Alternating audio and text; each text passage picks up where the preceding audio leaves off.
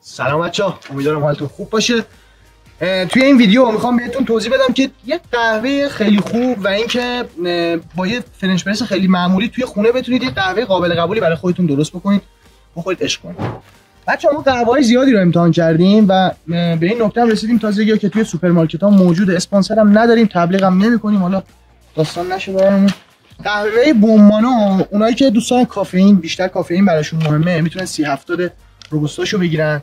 اونایی هم که حالا بیشتر طعم و کافئین کمتری میخوان داشته باشه 30-70 عربیکاشو میتونن بگیرن. جفتش هم فوق‌العاده است، خوشمزه است، قیمتش هم خوبه. میگم تو سوپرمارکت هم هست، میتونید تهیه کنید. خب بریم برای درست کردن قهوه. بچه‌ها این قهوه دونه قهوه، یعنی شما باید آسیابش بکنید. دو تا راهکاری که ما خودمون تجربه کردیم، یکیش این آسیابای دستیه که نهایتا واسه یکی دو نفر جواب میده. آسیاب بعدیش همین آسیابای خونگیه، همینا ما خودمون با اینا آسیاب می‌کنیم، اندازش هم خیلی خوبه، از اون توری فرنچ پرستون هم رد نمیشه. حالا من به بچه‌ها میگم که ویدیوشو بغل تصویر بذارین که بتونین ببینید. مرحله بعدی بچه‌ها آب جوشه. وقتی آب جوشو میذارید بچه‌ها بذارید از قل زدن بیفته، یعنی تو همون حالت قل زدن نباشه چون قهوه‌تون رو میسوزونه. حالا اینجوری که میگن دمای خوب واسه قهوه بین 95 تا 99 درجه است، همینجوری که تو این ویدیو میبینید.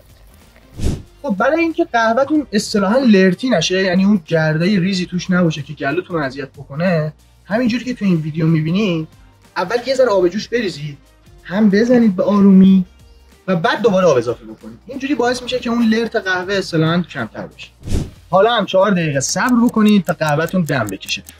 4 تا 5 دقیقه، یعنی بیشتر نذارید دم. یه نکته مهم دیگه ای که هست، بچه‌ها وقتی می‌خواید پلانژ کنید خیلی آروم و باهاش صحبت کنید.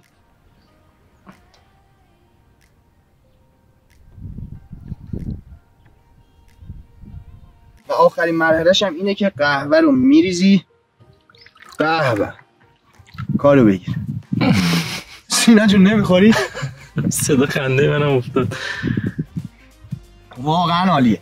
بچه‌ها دمتون گرم که تا آخر ویدیو ما رو نگاه کردین. دیگه الان قهوه خوردن روال شده و همه دارن قهوه میخورن و چقدر خوبه که ما خودمون بتونیم قهوه خودمون رو درست بکنیم. و ما تصمیم گرفتیم که این ویدیو رو براتون درست بکنیم. اگه به دردتون خورد خوشحال میشم که ما رو لایک کنید، کامنت بذارید.